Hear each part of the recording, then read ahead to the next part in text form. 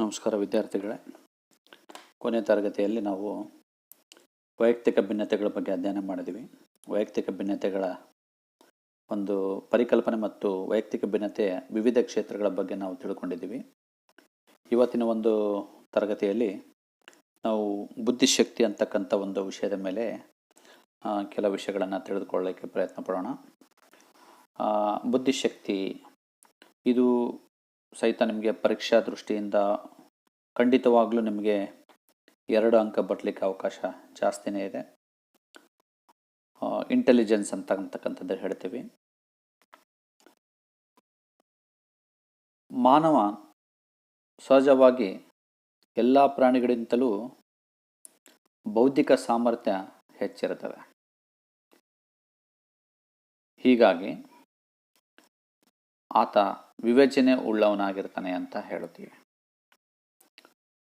ಅವನು ಹೊಸ ಸನ್ನಿವೇಶಗಳನ್ನು ಗ್ರಹಿಸ್ತಕ್ಕಂಥ, ವ್ಯತ್ಯಾಸಗಳನ್ನು ತಿಳಿದುಕೊಳ್ಳುವಂತಹ ಮತ್ತು ಪರಿಸ್ಥಿತಿಯನ್ನು ಎದುರಿಸುವಂತಹ ಸಾಮರ್ಥ್ಯ ಹೊಂದಿರ್ತಾನೆ. ಮತ್ತು ಅವನು ಇತರ ಪ್ರಾಣಿಗಳಿಂತಲೂ ಮೇಲ್ಮಟ್ಟದ ಬುದ್ಧಿಶಕ್ತಿ ಹೊಂದಿರ್ತಾನೆ.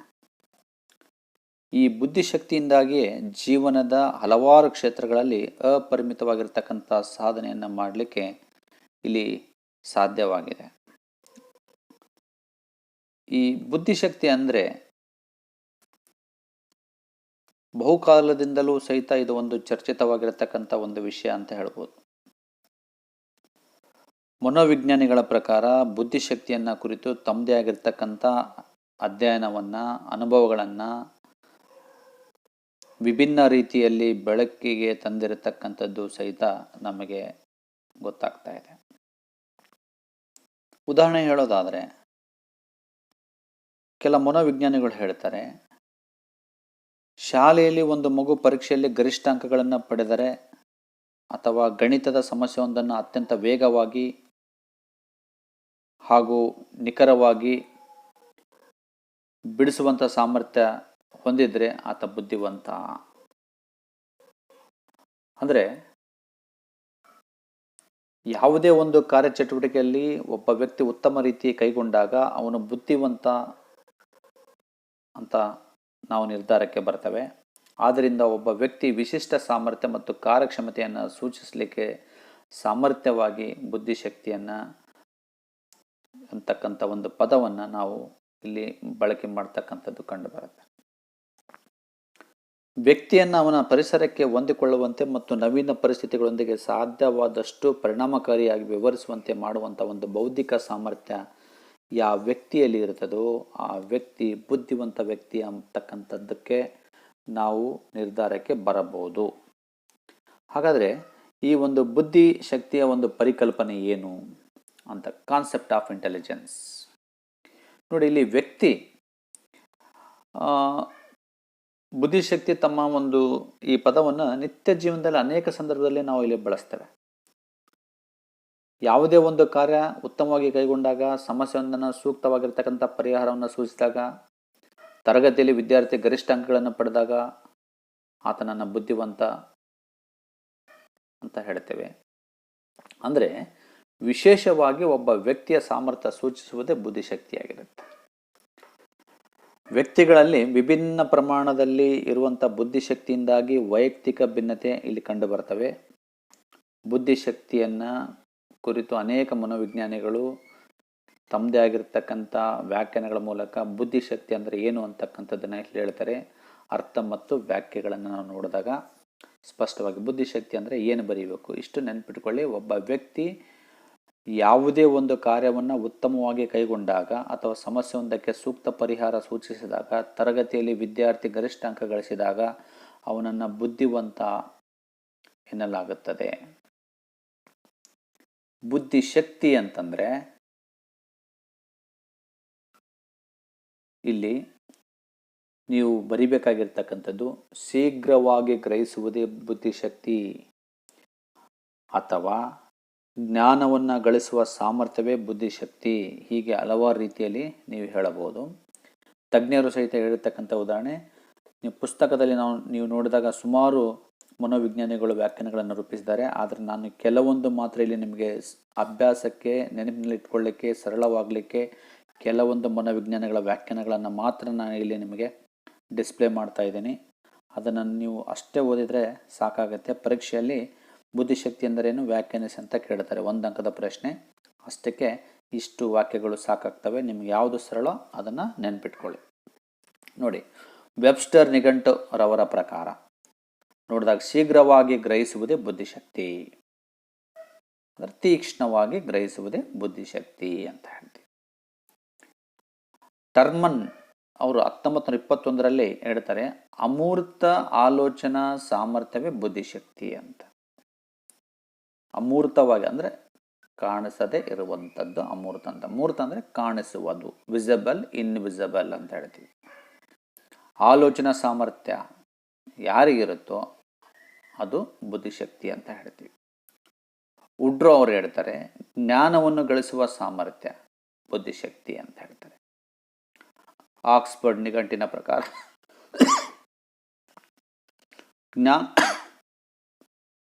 ಜ್ಞಾನ ಮತ್ತು ಕೌಶಲ್ಯಗಳನ್ನು ಪಡೆಯುವ ಹಾಗೂ ಅನ್ವಯಿಸುವ ಸಾಮರ್ಥ್ಯವೇ ಬುದ್ಧಿಶಕ್ತಿ ಅಂತ ಹೇಳ್ತಾರೆ. ಡಾಕ್ಟರ್ ಹಂಟ್ ಅವರು ಹೇಳ್ತಕ್ಕಂಥ, ಒಂದು ಮಗು ತನ್ನ ಜ್ಞಾನೇಂದ್ರಗಳ ಮೂಲಕ ಪಡೆಯುವ ಮಾಹಿತಿಯನ್ನು ವಿಶಿಷ್ಟ ರೀತಿಯಲ್ಲಿ ವಿಶ್ಲೇಷಿಸುವ ವಿಧಾನ ಬುದ್ಧಿಶಕ್ತಿ. ಬಹಳ ಸ್ಪಷ್ಟವಾಗಿ ಕೊಟ್ಟಿರ್ತಕ್ಕಂಥ ಇದು.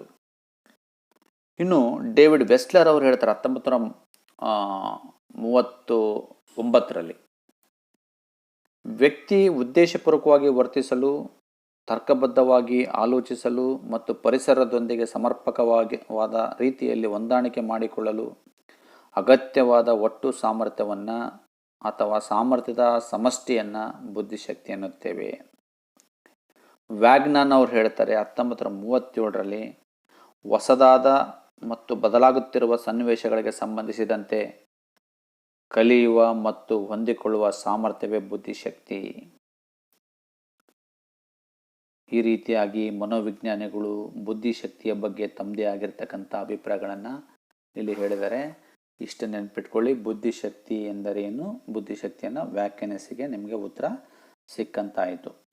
ಇನ್ನು ಮತ್ತೊಂದು ವಿಷಯ ಅಂತಂದರೆ, ಇಲ್ಲಿ ಮಾನಸಿಕ ವಯಸ್ಸು ಮತ್ತು ಬುದ್ಧಿ ಸೂಚ್ಯಾಂಕ ಪರಿಕಲ್ಪನೆ, ಬುದ್ಧಿಶಕ್ತಿಯ ವರ್ಗೀಕರಣ ಹೇಗೆ ಮಾಡ್ತಾರೆ, ಅದರ ವಿವರಣೆ ಮತ್ತು ವಿತರಣೆ, ಮಾನಸಿಕ ವಯಸ್ಸು ಮೆಂಟಲ್ ಏಜ್ ಹೇಗೆ ಮಾಡ್ತಾರೆ ಅಂತಕ್ಕಂಥದ್ದನ್ನು ತಿಳ್ಕೊಳ್ಳೋಣ. ಮಾನಸಿಕ ವಯಸ್ಸಿನ ಒಂದು ಪರಿಕಲ್ಪನೆಯನ್ನು ಮೊಟ್ಟ ಮೊದಲ ಬಾರಿಗೆ ಫ್ರಾನ್ಸ್ ದೇಶದ ಮನೋವಿಜ್ಞಾನಿ ಆಲ್ಫ್ರೆಡ್ ಬೀನೆ ಅವರು ಇಲ್ಲಿ ಪರಿಚಯ ಮಾಡ್ತಾರೆ. ಒಬ್ಬ ವ್ಯಕ್ತಿಯ ಮಾನಸಿಕ ಬೆಳವಣಿಗೆಯ ಮಟ್ಟವನ್ನು ಸೂಚಿಸುವುದನ್ನು ಮಾನಸಿಕ ವಯಸ್ಸು ಅಂತ ಹೇಳ್ತೇವೆ. ನೆನಪಿನಲ್ಲಿ ಇಟ್ಕೊಳ್ಳಿ, ಮತ್ತೊಮ್ಮೆ ಹೇಳ್ತೇನೆ. ಒಬ್ಬ ವ್ಯಕ್ತಿಯ ಮಾನಸಿಕ ಬೆಳವಣಿಗೆಯ ಮಟ್ಟವನ್ನು ಸೂಚಿಸುವುದೇ ಮಾನಸಿಕ ವಯಸ್ಸು. ಇದನ್ನು ಬುದ್ಧಿಶಕ್ತಿ ಪರೀಕ್ಷಣೆಗಳ ಮೂಲಕ ವ್ಯಕ್ತಿಯ ಸಾಧನೆಯ ಮಟ್ಟವನ್ನು ಆಧರಿಸಿ ನಿರ್ಧಾರವನ್ನು ಮಾಡಲಾಗ್ತದೆ. ಅಷ್ಟೇ ಅಲ್ಲ, ಆಲ್ಫ್ರೆಡ್ ಬೀನೆಯ ನಂತರ ಬೀನೆ ಸೈಮನ್ ರವರು ವ್ಯಕ್ತಿಯ ಒಂದು ವಯೋಮಾನಕ್ಕನುಗುಣವಾಗಿ ಬುದ್ಧಿಶಕ್ತಿ ಪರೀಕ್ಷಣೆಗಳನ್ನು ವ್ಯವಸ್ಥೆಗೊಳಿಸುವ ಮೂಲಕ ಮಾನಸಿಕ ವಯಸ್ಸಿನ ಅಳತೆಯನ್ನು ನಿರ್ಧರಿಸುವಂಥ ಮಾನವನ್ನು ರಚಿಸಿದರು. ವ್ಯಕ್ತಿಗಳ ಒಂದು ನಿರ್ದಿಷ್ಟ ವಯೋಮಾನದಲ್ಲಿ ಬೌದ್ಧಿಕ ಸಾಮರ್ಥ್ಯಗಳ ಬೆಳವಣಿಗೆಯ ಮಟ್ಟವನ್ನು ಸೂಚಿಸ್ತಕ್ಕಂಥ ಮಾನವೇ ಮಾನಸಿಕ ವಯಸ್ಸಾಗಿದೆ ಅಂತಕ್ಕಂಥದ್ದನ್ನು ಸ್ಪಷ್ಟಪಡಿಸ್ತಕ್ಕಂಥದ್ದು ಬೀನೆ ಸೈಮನ್ ರವರು. ಅಂದರೆ ಒಂದು ಪರೀಕ್ಷೆ ಎಲ್ಲ ವಯಸ್ಸಿನವರಿಗೆ ಅನ್ವಯಿಸೋದಿಲ್ಲ. ಮಾನಸಿಕ ಮಟ್ಟ ಅಂದರೆ ಅವರವರ ವಯೋಮಿತಿಗೆ ಅನುಗುಣವಾಗಿ ಬುದ್ಧಿಶಕ್ತಿ ಪರೀಕ್ಷಣೆಗಳನ್ನು ಕೈಗೊಳ್ಳೋದ್ರ ಮೂಲಕ ಒಂದು ನಿರ್ಧಾರಕ್ಕೆ, ಅವರ ಒಂದು ಸಾಧನೆ ಮಟ್ಟವನ್ನು ಆಧರಿಸಿ ಒಂದು ನಿರ್ಣಯಕ್ಕೆ ಬರ್ಬೋದು. ಅವರ ಬುದ್ಧಿಶಕ್ತಿ ಪರೀಕ್ಷಣ ಅಂದರೆ ಬುದ್ಧಿಶಕ್ತಿ ಪ್ರಮಾಣ ಎಷ್ಟಿದೆ ಅಂತಕ್ಕಂಥದ್ದನ್ನು ನಾವು ನಿರ್ಧಾರ ತೆಗೆದುಕೊಳ್ಳೋಕ್ಕೆ ಸಾಧ್ಯತೆ ಇರುತ್ತದೆ.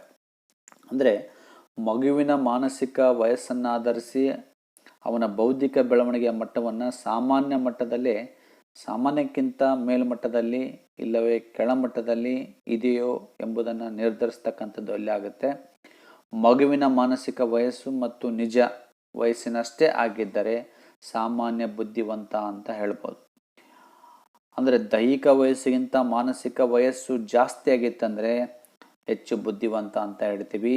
ದೈಹಿಕ ವಯಸ್ಸಿಗಿಂತ ಮಾನಸಿಕ ವಯಸ್ಸು ಭಾಳ ಕಡಿಮೆ ಇತ್ತಂತಂದರೆ ಆತ ನಿಧಾನಗತಿಯಲ್ಲಿ ಕಲಿಯುವಂಥವನು ಅಥವಾ ಕಲಿಕೆಯಲ್ಲಿ ಹಿಂದೆ ಉಳಿದವನು ಅಂತಕ್ಕಂಥದ್ದನ್ನು ನಾವು ನಿರ್ಧಾರಕ್ಕೆ ಬರ್ಬೋದು. ಅದನ್ನು ಹೇಗೆ ಬರಲಿಕ್ಕೆ ಸಾಧ್ಯತೆ ಇದೆಯಪ್ಪ ಅಂತಂದರೆ ಆ ಬುದ್ಧಿಶಕ್ತಿ ಸೂಚ್ಯಂಕ ಅಥವಾ ಬುದ್ಧಿಲಬ್ಧಗಳ ಆಧಾರದ ಮೇಲೆ ನಾವು ಕಂಡುಹಿಡಿಯಲಿಕ್ಕೆ ಸಾಧ್ಯತೆ ಇರ್ತದೆ.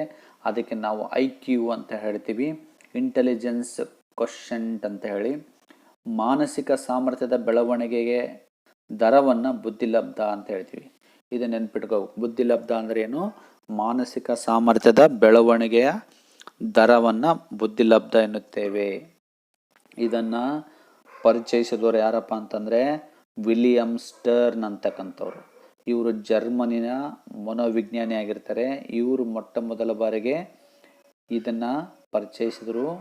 ಅಂದರೆ ಬುದ್ಧಿಲಬ್ಧವು ಮಾನಸಿಕ ವಯಸ್ಸು ಮತ್ತು ದೈಹಿಕ ವಯಸ್ಸುಗಳಲ್ಲಿರುವ ಅನುಪಾತ ಅಂತೇಳಿ ಹೇಳ್ತಾರೆ.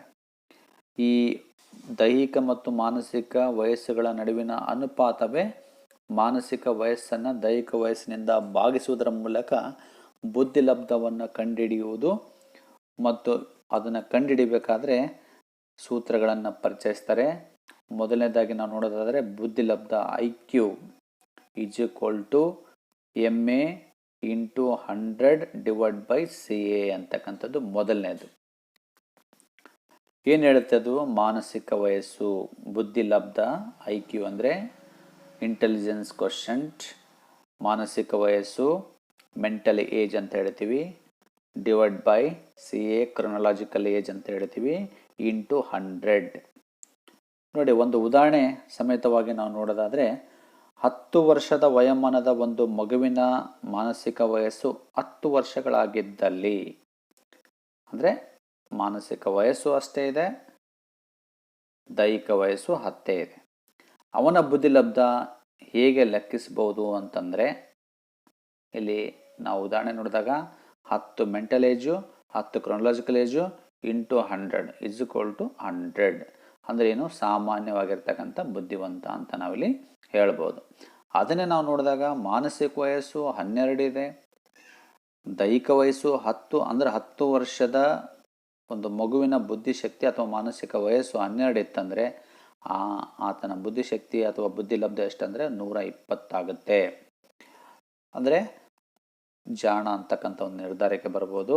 ಇನ್ನು ಮಾನಸಿಕ ವಯಸ್ಸು 8 ಇದ್ದು ದೈಹಿಕ ವಯಸ್ಸು 10 ವರ್ಷದ ವಯಸ್ಸಿನ ಒಂದು ಮಗುವಿನ ಮಾನಸಿಕ ವಯಸ್ಸು 8 ಇದೆ ಅಂತಂದರೆ ಅವನು 80 ಬುದ್ಧಿಲಬ್ಧವನ್ನು ಪಡೆದಿರ್ತಾನೆ. ಇದು ಏನಪ್ಪ ಅಂತಂದರೆ ವಯಸ್ಸಿಗಿಂತ ಬುದ್ಧಿಶಕ್ತಿ ಏನಾಗಿದೆ ಅಂದರೆ ಕಡಿಮೆ ಇದೆ ಅಂತಕ್ಕಂಥ ನಿರ್ಧಾರಕ್ಕೆ ನಾವಿದು ಬರ್ತೀವಿ. ಇದು ಬುದ್ಧಿಲಬ್ಧ ಕಂಡುಹಿಡಿತಕ್ಕಂಥ ಸೂತ್ರ ಇದಾಗಿರ್ತದೆ. ಇನ್ನು ಎರಡನೇದಾಗಿ ನಾವು ನೋಡೋದಾದರೆ ಮಾನಸಿಕ ವಯಸ್ಸನ್ನು ನಾವು ಹೇಗೆ ಕಂಡುಹಿಡಿಬೋದು?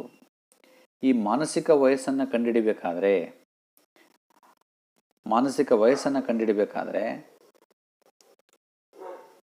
ಇದಕ್ಕೂ ಸೂತ್ರ ನಾವು ಅನುಸರಿಸಬೇಕಾಗತ್ತೆ. ಎರಡನೇದು ಮಾನಸಿಕ ವಯಸ್ಸು mental age = CA chronological age × IQ /100. ಅಂದರೆ ಮಾನಸಿಕ ವಯಸ್ಸು = ದೈಹಿಕ ವಯಸ್ಸು × IQ /100. ಈ ರೀತಿಯಲ್ಲಿ ನಾವು ಉದಾಹರಣೆ ತೆಗೆದುಕೊಂಡ್ರೆ 10 ವರ್ಷದ ಮಾನಸಿಕ ವಯಸ್ಸು 10 ವರ್ಷದ ದೈಹಿಕ ವಯಸ್ಸು ಆ ವಿದ್ಯಾರ್ಥಿಯ IQ 140 ಇದೆ ಅಂದರೆ ಆತನ ಮಾನಸಿಕ ವಯಸ್ಸು ಎಷ್ಟಾಗಿದೆ ಅಂತ, ಅದು ಎಷ್ಟಾಗಿರುತ್ತೆ ಅಂತಂದರೆ /100 ಮಾಡಿ ನೋಡಿದಾಗ 0.0000 ಹೋದರೆ 14 14 ವಯಸ್ಸು ಮಾನಸಿಕ ವಯಸ್ಸಾಗಿರುತ್ತದೆ. ಅಂದರೆ 10 ವರ್ಷದ ಮಗು 14 ವರ್ಷದಷ್ಟು ಜ್ಞಾನವನ್ನು ಪಡೆದಿರ್ತಾನೆ ಅಂದರೆ ಅವನು ಬುದ್ಧಿವಂತ ಅಂತಕ್ಕಂಥದ್ದಕ್ಕೆ ನಿರ್ಧಾರಕ್ಕೆ ಬರ್ಬೋದು. ಇನ್ನು ಅದೇ ಒಂದು ದೈಹಿಕ ವಯಸ್ಸು 10 ವರ್ಷದ ಮಗು IQ 90 ಇತ್ತು ಅಂತಂದಾಗ ನಾವು ನೋಡಿದಾಗ ಏನಾಗಿರುತ್ತೆ ಮಾನಸಿಕ ವಯಸ್ಸು ಅಂದರೆ 9 ಬರುತ್ತೆ. ಇದನ್ನು ಸಹಿತ MA = CA ಅಂದರೆ ದೈಹಿಕ ವಯಸ್ಸು 10 × 90 IQ / 100 ಅಂತ ಹೋದಾಗ 9 ಬರುತ್ತೆ. 9 ವಯಸ್ಸಿದೆ ಅಂದರೆ ವಯಸ್ಸು ದೊಡ್ಡದಿದೆ, 1 ವರ್ಷದಷ್ಟು ನಾಲೆಜ್ ಏನಿದೆ ಅಂದರೆ ಕಡಿಮೆ ಇದೆ. 9 ವರ್ಷದಷ್ಟು ಬುದ್ಧಿ ಇದೆ, 10 ವರ್ಷದ ದೇಹಕ್ಕೆ ಅಂತ ಅಂದಾಗ ಇಲ್ಲಿ ಏನಾಗುತ್ತೆ ಅಂದರೆ ಸಾಮಾನ್ಯ ಬುದ್ಧಿವಂತಕ್ಕಿಂತ ಕಡಿಮೆ ಇದ್ದಾನೆ ಅಂತ ನಾವಿಲ್ಲಿ ನಿರ್ಧಾರಕ್ಕೆ ಬರ್ಬೋದು. ಅದೇ ರೀತಿಯಲ್ಲಿ ದೈಹಿಕ ವಯಸ್ಸನ್ನು ಕಂಡುಹಿಡಿಬೇಕಾದ್ರೆ 3ನೇ ಸೂತ್ರ ನೋಡಿ, CA = MA × 100 / IQ ಅಂತ ಇದೆ. ದೈಹಿಕ ವಯಸ್ಸು = ಮಾನಸಿಕ ವಯಸ್ಸು × 100 / IQ ಅಂದರೆ 14 ಮಾನಸಿಕ ವಯಸ್ಸಿನ ವ್ಯಕ್ತಿ ದೈಹಿಕ ವಯಸ್ಸು ಎಷ್ಟಾಗಿರ್ತದೆ ಅಂತ × 100 / 100 IQ 100 ಅಂತ ತೆಗೆದುಕೊಂಡಾಗ ಇಲ್ಲಿ ಏನಾಗಿರ್ತದೆ 14 ದೈಹಿಕ ವಯಸ್ಸು ಇರ್ತದೆ, ಸಾಮಾನ್ಯ ಬುದ್ಧಿವಂತ ಅಂತ ಹೇಳ್ತೀವಿ.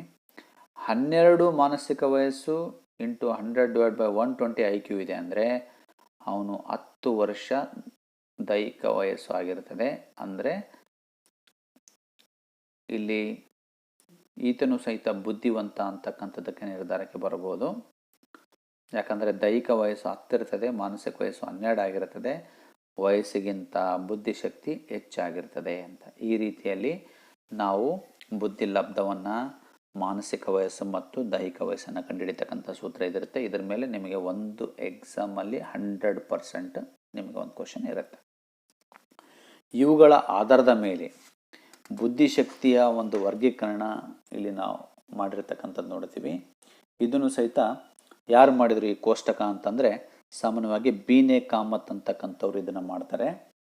ಬೀನೆ ಕಾಮತ್ ಅಂತಕ್ಕಂಥವ್ರು ಈ ರೀತಿಯಲ್ಲಿ ವರ್ಗೀಕರಿಸಿದ್ದಾರೆ ನೋಡಿ. ಅತಿ ಮೇಧಾವಿಗಳು ಅಂತಂದರೆ 140ಕ್ಕೂ ಹೆಚ್ಚು ಅಲ್ಲಿ IQ ಹೊಂದಿರ್ತಾರೆ, ಬುದ್ಧಿಲಬ್ಧ ಹೊಂದಿರ್ತಾರೆ. ಇಂಥವ್ರು ಜಗತ್ತಿನಾಗ ಎಷ್ಟಿರ್ತಾರೆ ಅಂದರೆ 0.25. ಇನ್ನು ಇದು ಪರೀಕ್ಷೆಗೆ ಬರಲ್ಲ, ನಮಗೆ ಗೊತ್ತಿರಲಿ ಅಂಥೇಳಿ ಇದನ್ನು ನಾವು ಹೇಳ್ತಾ ಇದ್ದೇನೆ. ಪರೀಕ್ಷೆಗೆ ಇದೆಲ್ಲ ಕೇಳಲ್ಲ, ಮೇಲೆದು ಮಾತ್ರ ಸೂತ್ರದ ಮೇಲೆ ಒಂದು ಲೆಕ್ಕ ಕೊಡ್ತಾನೆ, 2 ಅಂಕದ ಪ್ರಶ್ನೆ ಆಗಿರ್ತದೆ ಅದು ನೋಡಿ. ಅತಿ ಮೇಧಾವಿ 140 IQ ಇರ್ತದೆ, ಅದು ಭಾಳ ರೇರ್ ಅಂದರೆ 0.25. ಇನ್ನು ಮೇಧಾವಿಗಳು ಅಂತಂದರೆ 130ರಿಂದ 139 IQ ಯಾರು ಇರ್ತದೋ ಇವರು 0.75 ಅಷ್ಟು ಜನ ಇರ್ತಾರೆ ಜಗತ್ತಿನಾಗ. ಪ್ರತಿಭಾವಂತರು 120ರಿಂದ 129, 6% ಅಲ್ಲಿರ್ತಾರೆ. ಇನ್ನು ಸಾಮಾನ್ಯ ಮೇಲ್ಪಟ್ಟಂಥ ಬುದ್ಧಿಶಕ್ತಿ ಉಳ್ಳವರು ಅಂದರೆ 100ರಿಂದ 119, ಇದು 13% ಜನ ಇರ್ತಾರೆ. ಇನ್ನು ಸಾಮಾನ್ಯ ಬುದ್ಧಿಶಕ್ತಿ ಉಳ್ಳವರು 90ರಿಂದ 109, 60%. ಇದು ಸಾಮಾನ್ಯವಾಗಿ ಏನಾಗಿರ್ತದೆ ಅಂತಂದರೆ ನಾವು ಇಲ್ಲಿ ಸಾಮಾನ್ಯವಾಗಿ ಹೇಳೋದಾದರೆ ಮಾನಸಿಕ ವಯಸ್ಸು, ದೈಹಿಕ ವಯಸ್ಸು ಸಾಮಾನ್ಯವಾಗಿರತಕ್ಕಂಥವ್ರು ಇಂಥವ್ರು 60% ಇರ್ತಾರೆ. ಅದಕ್ಕಿಂತ ದೈಹಿಕ ವಯಸ್ಸಿಗಿಂತ ಮಾನಸಿಕ ವಯಸ್ಸು ಹೆಚ್ಚಿದ್ದವರಂತ 13% ನೋಡ್ತೀವಿ. ಅದಕ್ಕಿಂತ ಸ್ವಲ್ಪ ಹೆಚ್ಚಿದ್ದವರು 6, ಈ ರೀತಿಯಲ್ಲಿ ನಾವು ಹೋಗ್ಬೋದು. ಇನ್ನು ಸಾಮಾನ್ಯಕ್ಕಿಂತ ಕಡಿಮೆ ಉಳ್ಳವರು ಅಂದರೆ 80ರಿಂದ 89 IQ ಉಳ್ಳವರು, ಬುದ್ಧಿಲಬ್ಧ ಉಳ್ಳವರು ಅಂತಂದರೆ 13% ಇರ್ತಾರೆ. ಇನ್ನು ಬುದ್ಧಿಮಾಂದ್ಯರು ಅಂತ ಹೇಳ್ತೀವಿ, ದೈಹಿಕ ವಯಸ್ಸಿಗಿಂತ ಮಾನಸಿಕ ವಯಸ್ಸು ತೀರ ಕಡಿಮೆಯಾಗಿರ್ತದೆ, ಅಂದರೆ 70ರಿಂದ 79, ಇದೂ ಸಹಿತ 6% ಇರ್ತಕ್ಕಂಥದ್ದು. ಮಾನಸಿಕ ನ್ಯೂನತೆ ಉಳ್ಳಂಥವರು 59ರಿಂದ 69, 0.75% ಇವರು ಇರ್ತಾರೆ. ಮೂರ್ಖರು ಅಂದರೆ 49ಕ್ಕಿಂತ ಕೆಳಗೆ IQ ಉಳ್ಳವರು 0.25, ಅಬ್ನಾರ್ಮಲ್ ಅಂತ ಹೇಳ್ತೀವಿ ಇವರಿಗೆ. ಅಂದರೆ ಅವರಿಗೆ ಪ್ರಜ್ಞಾಹೀನ ಸ್ಥಿತಿಯಲ್ಲಿ ಇರ್ತಾರೆ, ಅವರು ಏನು ಮಾಡ್ತಾರೆ ಅವರಿಗೆ ಗೊತ್ತಿರೋಂಗಿಲ್ಲ. ಅಂಥ ಒಂದು ಸ್ಥಿತಿಯಲ್ಲಿ ಇರ್ತಕ್ಕಂಥವ್ರು ಹೇಳ್ತೀವಿ ಮೂರ್ಖರು ಅಂತ ಹೇಳ್ತೀವಿ. ಈ ರೀತಿಯಲ್ಲಿ ನಾವು ವರ್ಗೀಕರಿಸ್ಬೋದು. ಇನ್ನು ನಾವು ಇದನ್ನು ಸಂಭಾವ್ಯತ ವಕ್ರತಾ ರೇಖೆ ಅಂತ ನಾವು ನೋಡೋದಾದರೆ ಗಂಟಾಕೃತಿಯಲ್ಲಿ ಇರತಕ್ಕಂಥದ್ದು, ಇದು ಗೋಪುರಾಕೃತಿಯಲ್ಲಿ ಇರತಕ್ಕಂಥದ್ದು ಅಥವಾ ಗಂಟಾಕೃತಿಯಲ್ಲಿ ಇರತಕ್ಕಂಥದ್ದು ಅಂತ ಹೇಳ್ತೀವಿ. ಈ ನಕ್ಷದ ಮೂಲಕ ನಾವು ಸಾಮಾನ್ಯ ಸಂಭಾವ್ಯತ ವಕ್ರರೇಖೆ ಅಂತ ಬರುತ್ತೆ. ಇದು ನಿಮಗೆ ಈ ಚಾರ್ಟು ನಿಮಗೆ ಲಾಸ್ಟ್ ಯೂನಿಟಲ್ಲಿ ಬರುತ್ತೆ, ಅಲ್ಲಿ ನಿಮಗೆ ಸಂಖ್ಯಾಶಾಸ್ತ್ರ ಅಂತಕ್ಕಂಥದ್ದು ಬರುತ್ತೆ. ಆವಾಗ ನಾವು ಇದ್ರ ಬಗ್ಗೆ, ಇದರ ಗುಣಲಕ್ಷಣಗಳ ಬಗ್ಗೆ ನಾನು ನಿಮಗೆ ಹೇಳ್ತೀನಿ. ಸುಮ್ಮನೆ ಜಸ್ಟ್ ನಿಮಗೆ ಬುದ್ಧಿ ಲಬ್ಧವನ್ನು ಆಧರಿಸಿ ಯಾವ ರೀತಿಯಲ್ಲಿ ವಿತರಣೆ ಮಾಡ್ಬೋದು ಸಂಭಾವ್ಯತ ವಕ್ರರೇಖೆ ಅಂತಕ್ಕಂಥದ್ದು ಇಲ್ಲಿ ನಿಮಗೆ ಹೇಳ್ತಾ ಇದ್ದೀನಿ ನೋಡಿ. ಈ ರೀತಿಯಲ್ಲಿ ಇದು ನಾವು ನಕ್ಷೆ ನೋಡಿದಾಗ ಏನಾಗ್ತದೆ ಅಂತಂದರೆ ಗಂಟಾಕೃತಿಯಲ್ಲಿ ಇರತಕ್ಕಂಥದ್ದು ಇಲ್ಲಿ ಕಂಡುಬರುತ್ತೆ. ಇದು ಎಲ್ಲಿ 100% ಬಂದಿದೋ ಅಲ್ಲಿ ಹೈಯೆಸ್ಟ್ ಇರುತ್ತೆ. ಅಂದರೆ 60% ಜನ ಅಲ್ಲಿ ಏನಾಗಿರ್ತಾರೆ ಅಂದರೆ ಸಾಮಾನ್ಯ ಬುದ್ಧಿ ಉಳ್ಳಂಥ ವ್ಯಕ್ತಿಗಳು ಅಲ್ಲಿ ಆಗಿರ್ತಾರೆ. 30 ಅಂತ ಇದೆ, ಅಂದರೆ 30 60 100ರಿಂದ 109 ಅಂತ ಇದೆ ಅಲ್ಲಿ ಮ್ಯಾಪಲ್ಲಿ. 100ರಿಂದ 109 ಅಂದಾಗ 100ರಿಂದ 119 ಅಂತಂದಾಗ 13%, 90ರಿಂದ 109 ಅಂದಾಗ ಅಲ್ಲಿ 60% ಬರುತ್ತೆ. ಹೀಗಾಗಿ ಈ ಒಂದು ನಕ್ಷೆದ ಮೂಲಕ ನಾವು ಈ ರೀತಿಯಲ್ಲಿ ತೋರಿಸ್ಬೋದು ವಿದ್ಯಾರ್ಥಿಗಳೇ. ಓಕೆ, ಇಲ್ಲಿಗೆ ಇದು ಒಂದು ಕ್ಲಾಸ್ ಸಾಕು ಮಾಡೋಣ. ಮುಂದಿನ ಒಂದು ತರಗತಿಯಲ್ಲಿ ಬುದ್ಧಿಶಕ್ತಿ ಪರೀಕ್ಷಣಾ ವಿಧಗಳು ಅಂತಕ್ಕಂಥದ್ದನ್ನು ಅಧ್ಯಯನ ಮಾಡೋಣ. ನಮಸ್ಕಾರ ವಿದ್ಯಾರ್ಥಿಗಳೇ.